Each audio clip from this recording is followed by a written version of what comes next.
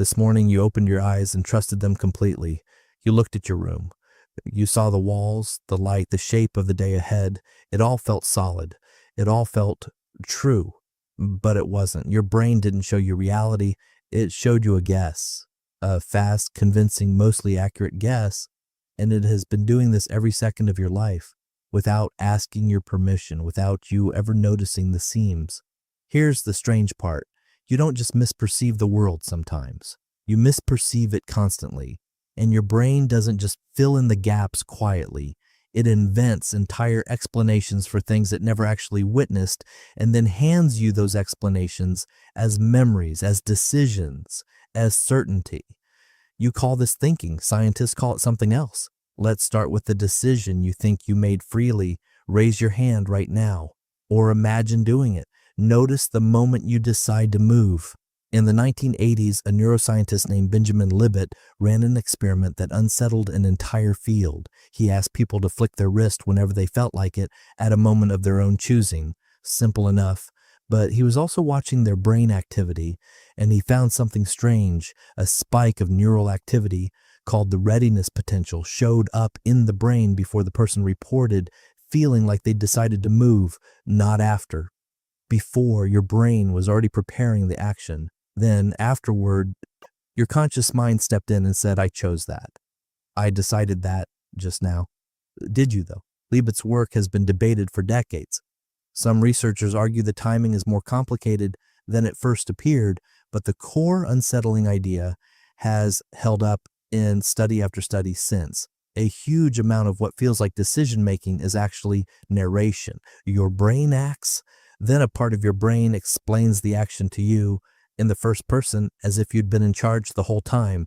This is not a flaw hiding in a dark corner of your mind. It is the architecture. Consider a different experiment, one involving people whose brains had been surgically separated into two halves. Neuroscientist Michael Gazzaniga studied these split-brain patients for years. In one version of his experiments, he'd flash an instruction to only the right side of a patient's brain, the side that controls movement but often can't produce speech. The patient would stand up and walk away, following the instruction perfectly. Then Gazzaniga would ask them why they stood up. The left side of their brain, the verbal, explaining side, had no idea what the instruction had been. It hadn't seen it. It couldn't have. And yet, the patient never once said, I don't know why I did that. They always had an answer. I wanted to get a drink of water. I felt like stretching my legs. Then every single time an answer arrived, confident, detailed, completely invented. Gazzaniga called this process the interpreter. A part of your brain, seated mostly in the left hemisphere, whose job is not to know the truth but to construct a story that fits the available evidence and feels true. It doesn't flag its own guesses as guesses, it presents them as fact. You have an interpreter too. It never stops working. So if your brain will confidently narrate reasons for things it didn't actually decide, what happens when it tries to reconstruct something further away, something like a memory? You probably think of memory as something like a video recording. You press play and the past appears intact, waiting for you. It doesn't work that way. Psychologist Elizabeth Loftus spent much of her career proving this, often in ways that made people deeply uncomfortable. In one of her most famous studies, she and her colleagues showed participants footage of a car accident, then asked questions about it afterward. Some participants were asked how fast the cars were going when they hit each other. Others were asked how fast the cars were going when they smashed into each other. Same footage, different verb. The people who heard smashed estimated significantly higher speeds, and a week later, when asked whether they'd seen broken glass at the scene, the smash group was far more likely to say yes. There was no broken glass in the video. Their brains hadn't just misremembered a detail. They had generated a detail that never existed and delivered it back with total confidence. Loftus went on to show that people could be led to recall entire childhood events that never happened at all, simply through suggestion and repetition, not lying, not confused, genuinely, sincerely remembering something invented. Your memory is not a recording.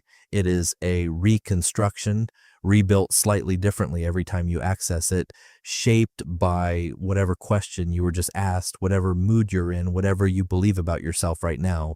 You are, in a very real sense, rewriting your own past every time you revisit it. Why would evolution build a mind like this? Why not a brain that simply tells you the truth? Because the truth is slow, and out on the savannah, slow got you killed. Your ancestors didn't need a perfectly accurate model of every rustle in the grass.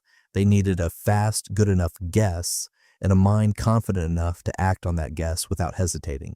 A brain that paused to verify every signal from scratch would have starved or been eaten long before it finished checking. So your mind evolved to prioritize speed and confidence over accuracy. It builds a plausible story first and worries about whether that story is correct only if it absolutely has to. Most of the time, nobody checks. Most of the time, nobody needs to. The guess is close enough, and life moves on. This is also, not by coincidence, exactly how psychologist Daniel Kahneman described the mind's two operating systems in his research with Amos Tversky. One system, fast and automatic, constantly generating impressions, feelings, and intuitions. The other, slow and effortful, rarely switched on. Mostly used to check the first system's work and often too lazy to bother. Kahneman and Tversky spent decades cataloging the shortcuts this fast system takes, and how often those shortcuts lead people confidently astray. Not because people are careless, because confidence was never the same thing as accuracy in the first place. Your brain was built to feel certain, not to be correct. Those two things only overlap some of the time. Think about how this plays out in an ordinary day. You meet someone new, and within seconds, your mind has already generated a story about their personality, based on nothing but a haircut and a handshake. You walk into an argument already certain you remember exactly what was said last time, when in fact you're replaying a version that's been edited a dozen times since. You make a choice, and immediately, effortlessly, you produce a reason for it, a reason that feels so obviously true you'd never think to question it. None of this feels like guessing. It feels like knowing. That's the part that should give you pause. Your brain never sends you a warning label. It doesn't say, this memory is 70% accurate, or this decision was actually made before you were aware of it, or this feeling of certainty is manufactured. It just hands you the finished product, polished and confident, and lets you believe you were there for the whole process. You weren't. So what do you do with that? You don't need to distrust everything you think and feel. That would be its own kind of trap. But you can hold your certainty a little more loosely. You can notice that the story your mind hands you about why you're upset, why you made that choice, why you remember it that way, might be the interpreter talking, not the truth.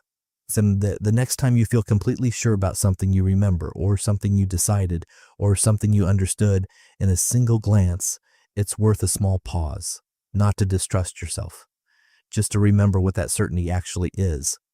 A guess dressed up convincingly, delivered by a mind that has never once told you it was guessing. This morning you opened your eyes and trusted them completely. Tomorrow morning you probably will again.